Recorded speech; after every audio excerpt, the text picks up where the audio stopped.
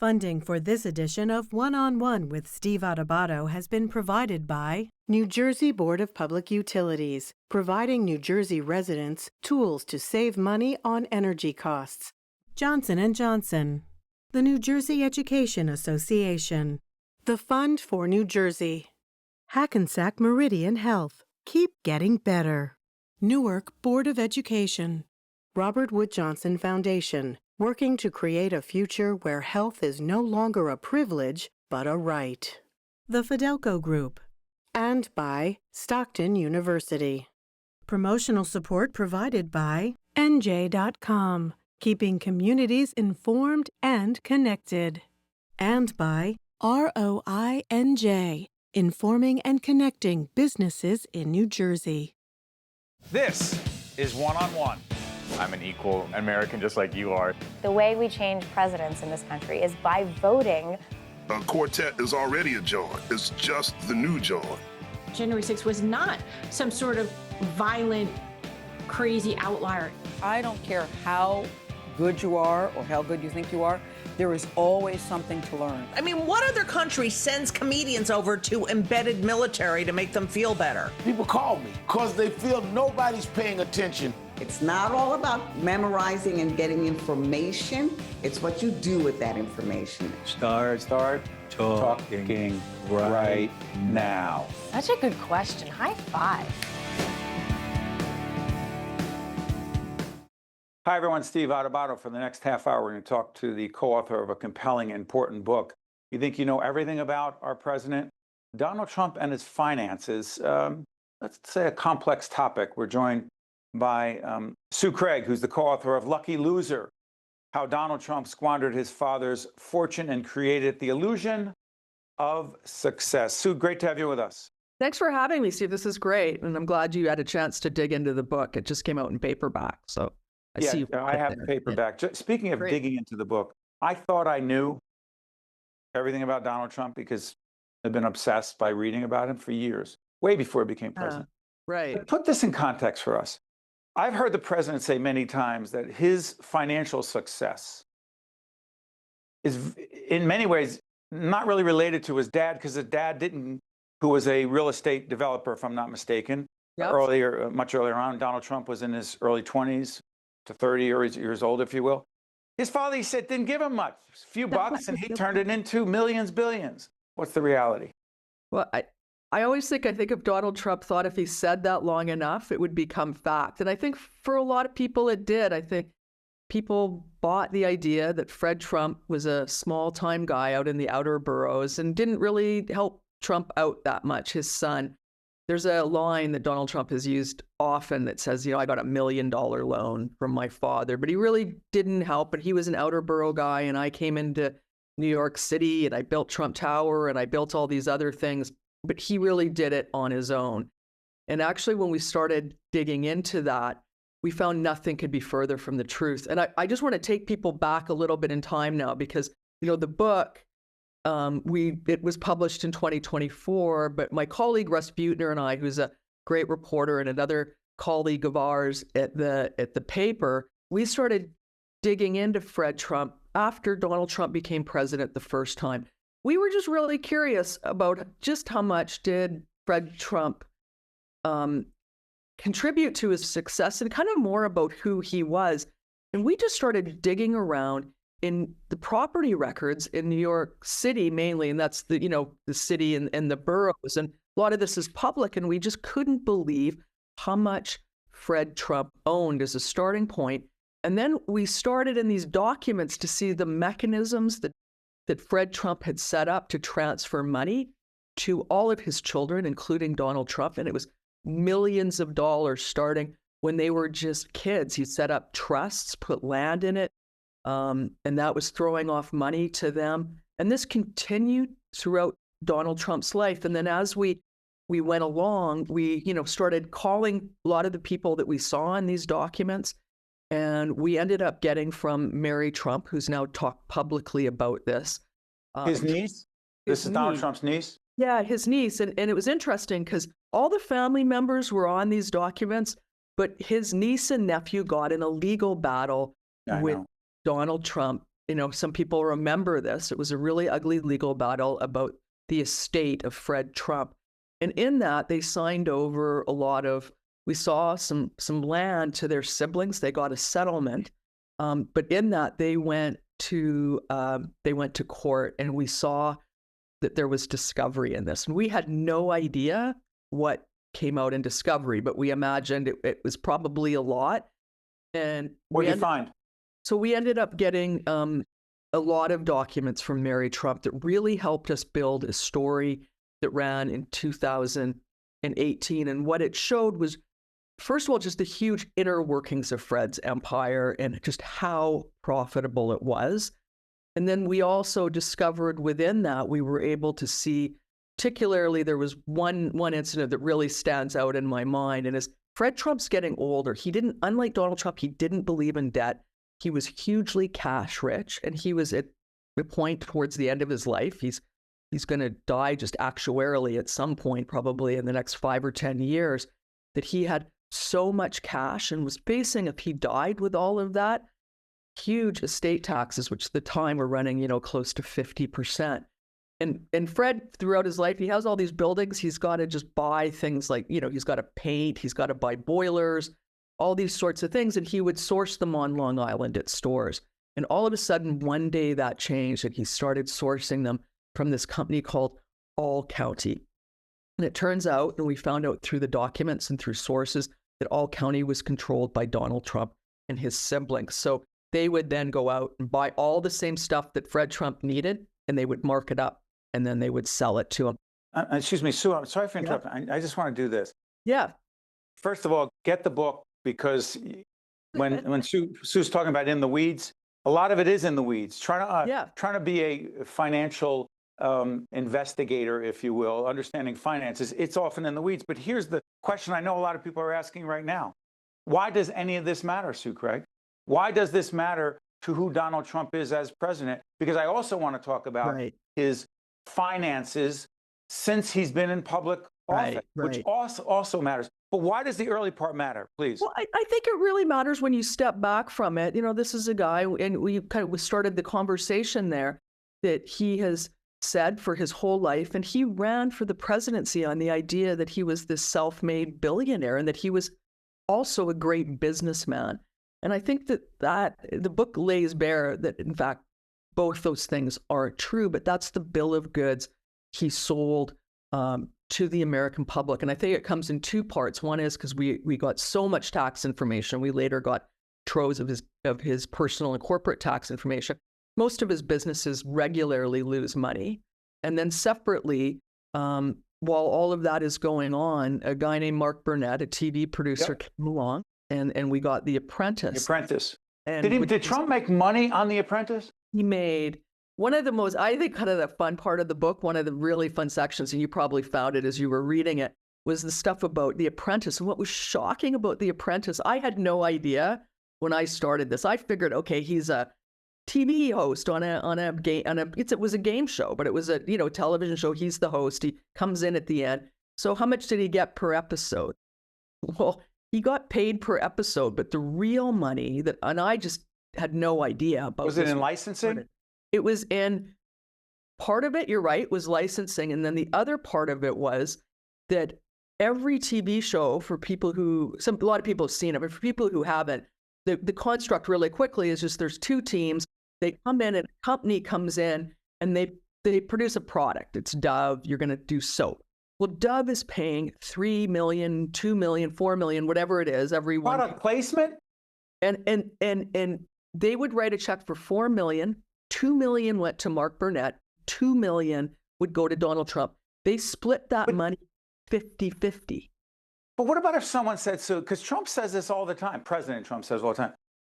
Even about his bankruptcies, even about how much he paid or didn't pay in taxes, he would often say, I'm a smart business person. So what you just said about The Apprentice, as I'm reading it, I'm thinking, first, I didn't know that. Thank you, Sue, and your colleague, Russ, for writing that. But also I thought, that's smart business. So is Trump right when he says, don't criticize me for being... I think he was a great TV show host, and he made a great... There's no question he made a great deal. But what those profits did is they allowed him to paper over the massive losses that were going on at his core businesses. And we could not believe the money he was pumping into foreign golf courses, into golf courses like Doral. Like, those were hemorrhaging money, and he was able to use that. And our book shows how he was able to use the money he was making from the TV show, which really saved him at the time. He was in a very rough shape in the early 2000s, and that show came along. And so the book sort of tracks all of that. So this is another thing I'm fascinated by this, and help us on this. A fair number of my friends, people I grew up with who are middle class, working class, middle class guys, some are in the construction trades, carpenters, plumbers, people who do work on your home, people do work on properties, right? Electricians. In the book, it talks extensively about Donald Trump as a business person who had someone work on a property and then just not pay them. Right. And then when that person would say, wait, I did this work, electrical work, plumbing work, contracting, whatever, carpentry, you owe me. Yeah. Well, I'm not going to give it to you. Right. Well, and I would tell my friends, they go, no, I don't believe that ever happened. Did Donald Trump not pay the working men and women who worked for him to build his properties?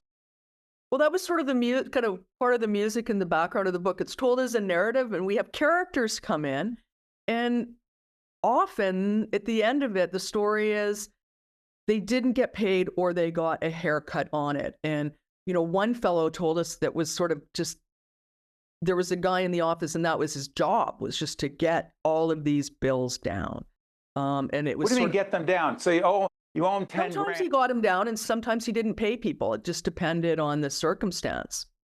But how do you get away?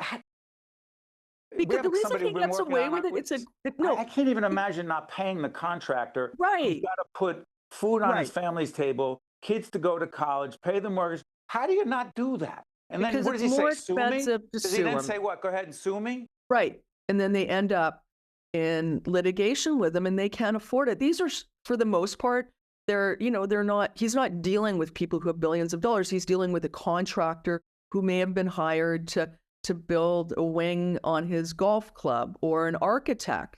And often even the architects, some people caught on to it and they would say, we're not going to sign all the papers until we're paid. There's sort of, but always a version of what you're talking about plays out for a lot of people in the book. Okay. And by the way, it's the fear of litigation.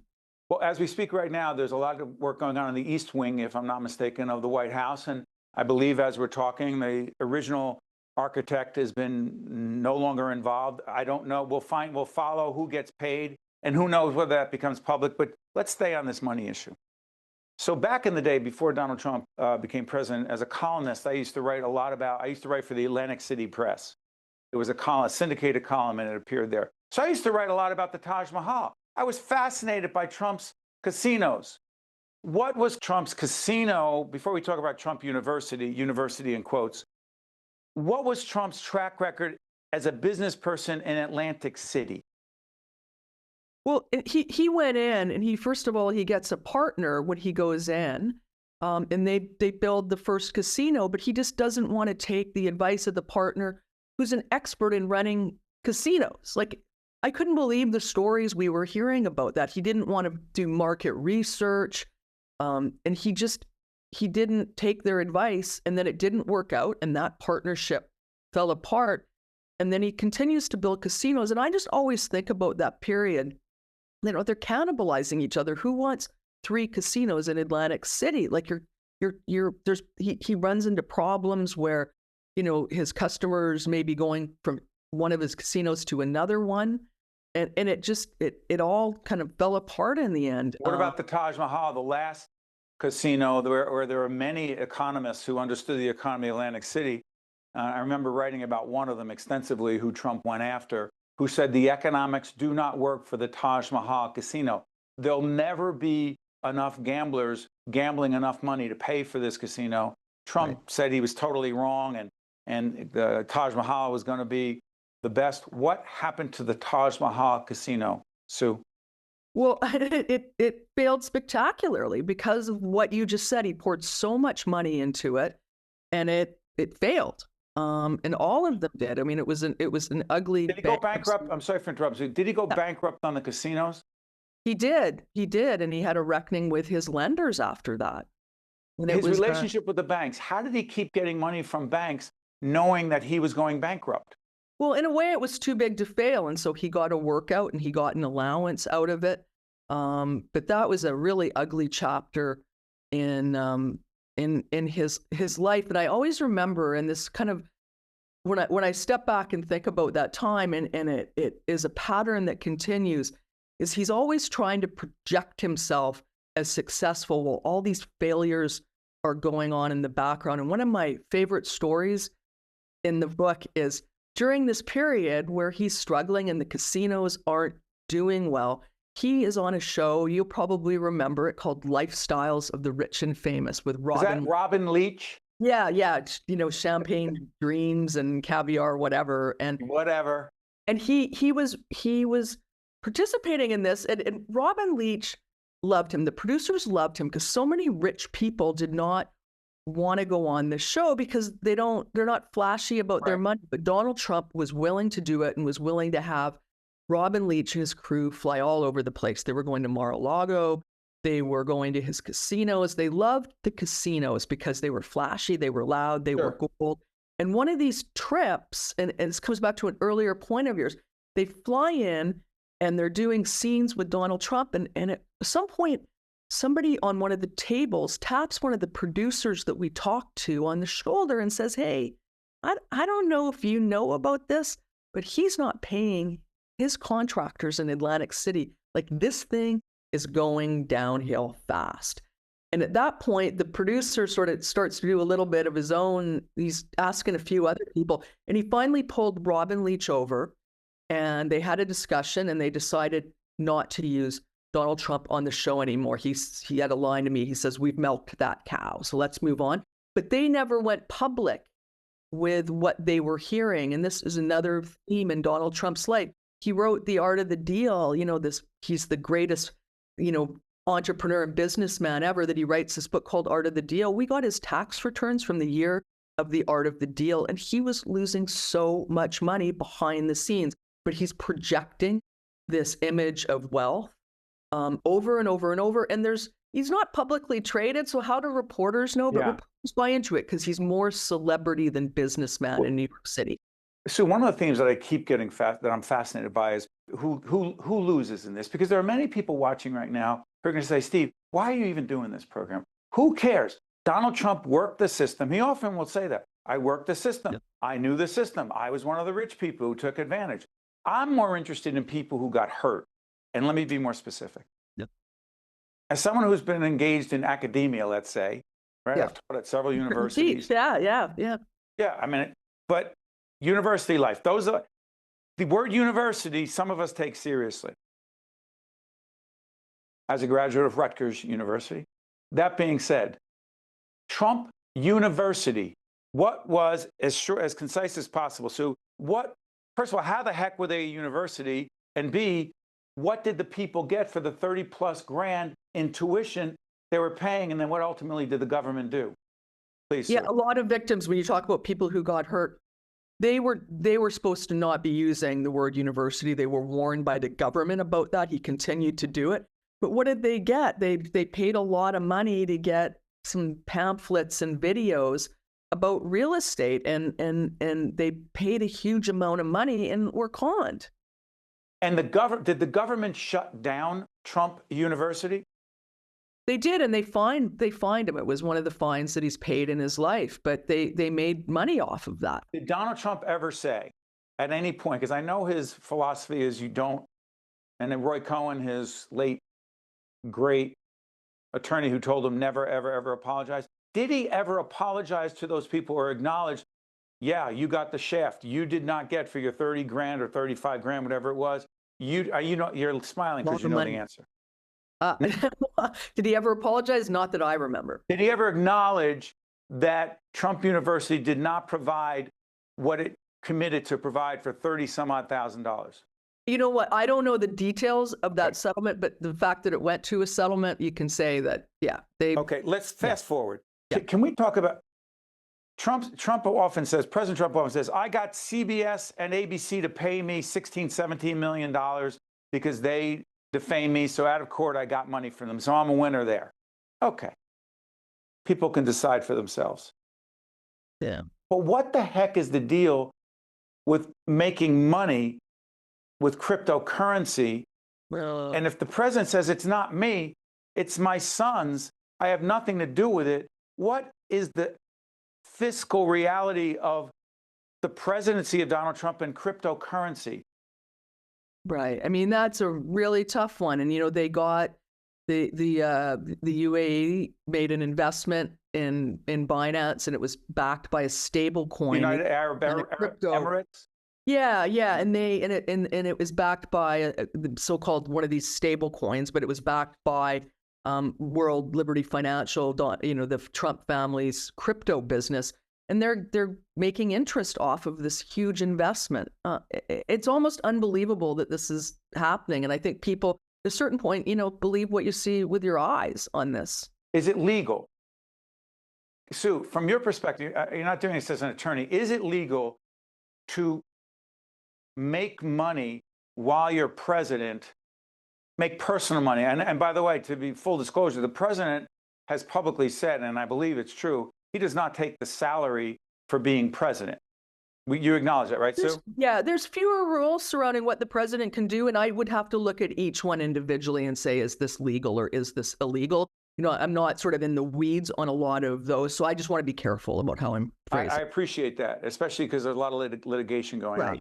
That being said, President Trump and his children and money, what's the message we should take away? I think you should step back when you think about all these things you're seeing. And, you know, Don Jr. is involved in companies that are benefiting from government contracts. You've got, you know, the cryptocurrency issue. You know, the East Wing is being financed. This new ballroom is being financed, not, you know, he says, well, not by taxpayers, but it's being financed by private contributors. I think a good question as a reporter and as just a citizen, somebody who votes, is what are those corporations getting?